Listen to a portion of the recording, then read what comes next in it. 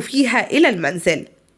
وتظل ميلفا ماريك امرأة استثنائية، فلقد كان الكل يشهد بذكائها الذي في بعض الأحيان قد فاق ذكاء أينشتاين نفسه، ولكن لربما كانت ظروفها أقوى من أن تتمكن من تتبع شغفها وطموحها، أو أن شغفها الوحيد كان ولديها وأسرتها.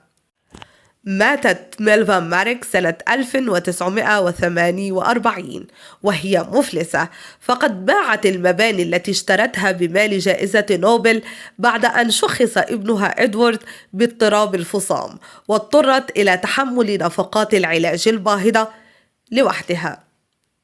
فما رأيكم أعزائي المشاهدين؟ هل تظنون فعلا أن ميلفا ماريك قد شاركت أينشتاين بحوثه ودراساته عن النسبية، أم أن